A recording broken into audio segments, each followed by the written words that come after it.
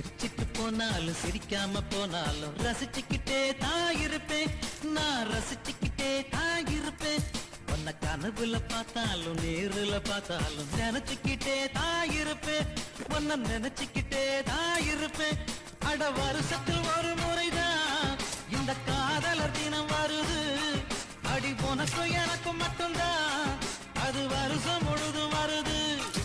அட வருஷத்தில் ஒரு முறைதான் இந்த காதலர் தினம் வருது. அடி உனக்கும் எனக்கும்